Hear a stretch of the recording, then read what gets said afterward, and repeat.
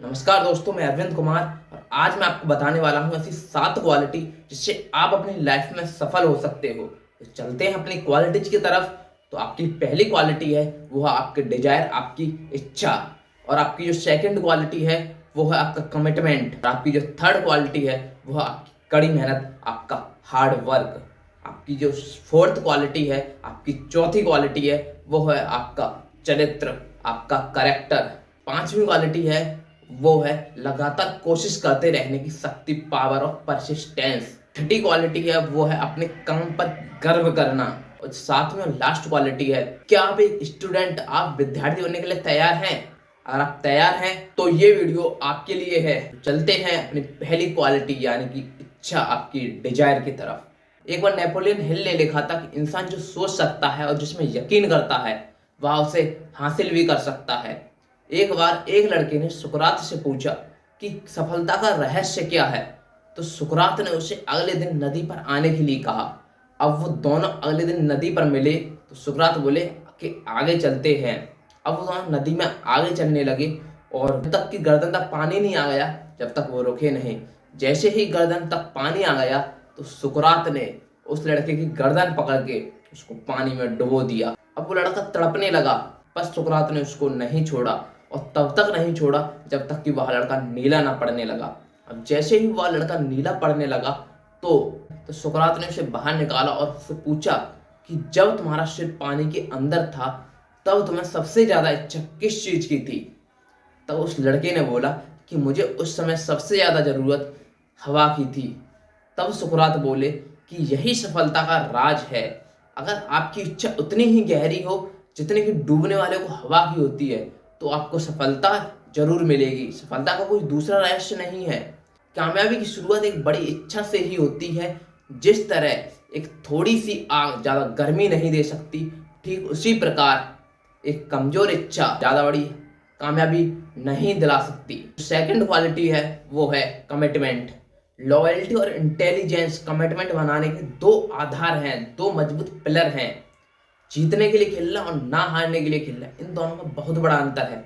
जब हम जीतने के लिए खेलते हैं तो हमारी स्थिति मजबूत होती है, हम कमिटमेंट उत्साह के साथ खेल रहे होते हैं। लेकिन जब हम ना हारने के लिए खेल रहे होते हैं तो हमारी स्थिति कमजोर होती है। जब हम ना हारने के लिए खेल रहे होते हैं तब हम नाकामयाबी से बचने के लिए खेल रहे होते हैं। जीतना तो हम सभी चाहते हैं, लेकिन हम में से बहुत कम लोग उस जीत की कीमत चुकाने को तैयार होते हैं। विजेता जीत के लिए खुद को तैयार और कमिटेड रखते हैं। जीतने के लिए खेलना एक इंस्पिरेशन का नतीजा है, प्रेरणा का नतीजा है। वहीं दूसरी ओर ना हारने के लिए खेलना एक घबराहट, डिस्प्रेशन का नतीजा है। एक बार ओलंपिक कुश्ती गोल्ड मेडल विजेता डैन गेवल ने कहा था कि जब मैं प्रैक्टिस करके थक जाता और आराम करना चाहता तो मैं अपने प्रतिद्वंदी के बारे में सोचता कि वह क्या कर रहा है।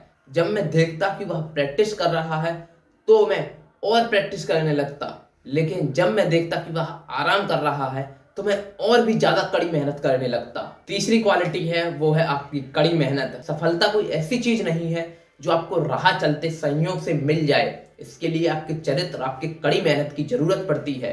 जीतना तो हम सभी चाहते हैं, लेकिन जीतने के लिए कितने लोग मेहनत करना चाहते हैं और उसके लिए समय देना चाहते हैं। इसके लिए अनुशासन और कुर्बानी की जरूरत पड़ती है। कड़ी मेहनत का कोई विकल्प नहीं है। एक बार हेनरी फोर्ड ने कहा था कि जितनी ज्यादा मेहनत करोगे उतनी ही ज्यादा किस्मत आपका साथ देगी। जिस प्रकार कोई भी व्यक्ति डिक्शनरी के ऊपर बैठने से स्पेलिंग नहीं कर सकता, ठीक उसी प्रकार कोई भी व्यक्ति बिना मेहनत के, बिना कड़ी मेहनत के अपने कार्य करने की क्षमता को नहीं बढ़ा सकता। फोर्थ क्वालिटी है वो है आपका चरित्र, करेक्टर। चरित्र व्यक्ति के नैतिक मूल्य, विश्वास और शख्सियत से मिलकर बनता है। यह हमारे व्यवहार और कार्य में झलकता है। इसे दुनिया की बेशुमार दौलत से भी ज्यादा संभाल कर रखने की जरूरत होती है। हर व्यक्ति को लाइफ में जीतने के लिए एक चरित्र का होना बहुत जरूरी है। वोटों से, जनता की राय से नहीं, एक लीडर के चरित्र से ही इतिहास की दिशा तय होती है। सफलता के रास्ते में बहुत ज्यादा रुकावटें होती हैं और इन रुकावटों को पार करने के लिए आपके चरित्र और कड़ी मेहनत की जरूरत होती है। पांचवी क्वालिटी है लगातार कोशिश करते रहने की शक्ति, पावर ऑफ परसिस्टेंस। एक बार महान वायलिन वादक क्रिसलर से पूछा गया कि आप इतना सुंदर वायलिन कैसे बजा लेते हैं? क्या आप खुशकिस्मत हैं? तो क्रिसलर ने जवाब दिया कि यह प्रैक्टिस का नतीजा है। अगर मैं 1 महीने तक प्रैक्टिस ना करूं तो मेरे श्रोता मेरा फर्क बता सकते हैं, और अगर मैं 1 हफ्ते प्रैक्टिस ना करूं तो मेरी पत्नी फर्क बता देती है, और अगर मैं 1 दिन भी प्रैक्टिस ना करूं तो मैं खुद फर्क बता सकता हूं।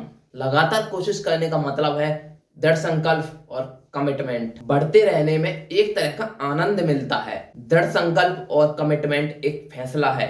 कुछ सेकंड और मिनटों के प्रदर्शन के लिए खिलाड़ी सालों साल कड़ी मेहनत प्रैक्टिस करते हैं। थकान होने पर हरकत छोड़ देना अच्छा और आसान तो लगता है, लेकिन एक विजेता खिलाड़ी से पूछिए तो पता चलेगा कि वह तकलीफ के बावजूद भी शुरू करता है और उसे पूरा करता है। लगातार कोशिश करते रहने के आगे कुछ भी नहीं टिक सकता, प्रतिभा भी नहीं। इससे ज्यादा कोई आम बात है ही नहीं कि बहुत सारे प्रतिभाशाली लोग असफल हो जाते हैं अपनी जिंदगी में। जीनियस नहीं, हारे हुए जीनियस। छठी क्वालिटी है, हमें अपने काम पर गर्व करना चाहिए। एक बार 3 आदमी एक चुनाई कर रहे थे, तो एक राहगीर ने उनसे पूछा कि तुम क्या कर रहे हो। तब पहले ने जवाब दिया कि क्या तुम्हें दिखता नहीं है, मैं एक ईंटों की चुनाई कर रहा हूं।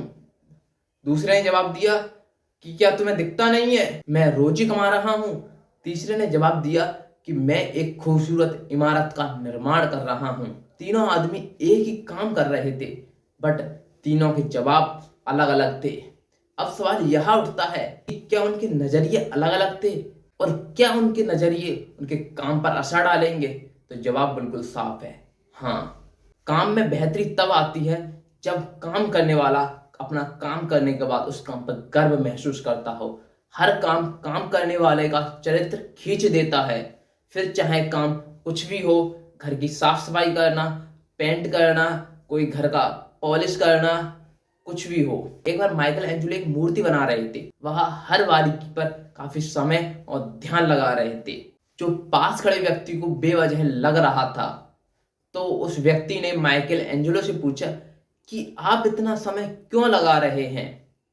तब उन्होंने जवाब दिया कि छोटी छोटी बातें ही हमें परिपूर्ण बनाती हैं, और परिपूर्णता कोई छोटी बात नहीं होती। बहुत से लोग यह तो भूल जाते हैं कि काम कितनी तेजी से किया गया, लेकिन उनको यह याद रहता है कि काम कितनी अच्छी तरीके से किया गया। अगर किसी आदमी को सड़क साफ करने का काम दिया जाए तो उसे वह काम उसी तरह करना चाहिए जैसे माइकल एंजेलो पेंटिंग करता था, ब्लोथिन संगीत की रचना करता था, या शेक्सपियर कोई कविता लिख रहा हो। उसे सड़क इस तरह साफ करनी चाहिए कि वहां से कोई व्यक्ति या कोई इंसान गुजरे तो उसे यह एहसास हो कि यहाँ पे कोई सड़क साफ करने वाला रहता है, जिसने अपना काम बड़े गर्व से और काफी अच्छी तरीके से किया है। 7वीं क्वालिटी है, एक विद्यार्थी बनने के लिए तैयार रहें। गुरु गोविंद दो खड़े, काके लागू पाए, बलिहारी गुरु आपने गोविंद दियो बताए। अगर ईश्वर और गुरु दोनों साथ खड़े हैं तो विद्यार्थी सबसे पहले किसको प्रणाम करे। भारतीय संस्कृति के अनुसार जवाब है गुरु को, क्योंकि बिना गुरु के मार्गदर्शन और मदद से विद्यार्थी ईश्वर तक नहीं पहुंच सकता। एक गुरु वह होता है जिसका बीता हुआ कल आपके आगे आने वाले कल के मार्गदर्शक बन सकते हैं। किसी ऐसे आदर्श को खोजो जो आपको शिष्य बना सके, और अपने गुरु का चुनाव काफी सोच समझकर करें। एक अच्छा गुरु आपको सही राह दिखा सकता है, वहीं एक घटिया गुरु आपको गुमराह और भटका सकता है। गुरु का सम्मान करें और ज्ञान प्राप्ति की इच्छा रखें। गुरु ज्ञान प्राप्ति की इच्छा रखने वाले स्टूडेंट्स को बहुत पसंद करते हैं। अच्छे गुरु आपकी प्यास नहीं बुझाते, बल्कि आपको और प्यासा बनाते हैं, आपकी जिज्ञासा को और बढ़ाते हैं। पुराने जमाने में एक ऐसे राजा की कहानी है जो एक ऐसे व्यक्ति को सम्मान देना चाहता था जिसने अपने समाज के लिए बहुत योगदान दिया हो।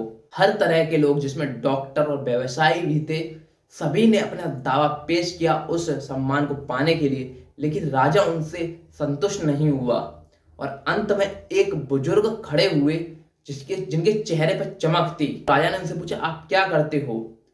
तो तब उस बुजुर्ग ने कहा कि मैं एक शिक्षक हूं। तो राजा ने अपने सिंहासन से उतरकर और झुककर उनको सम्मान दिया और उनको सम्मानित किया। समाज के भविष्य को बनाने और सुधारने में जो सबसे बड़ा योगदान होता है वह होता है एक गुरु का, एक शिक्षक का।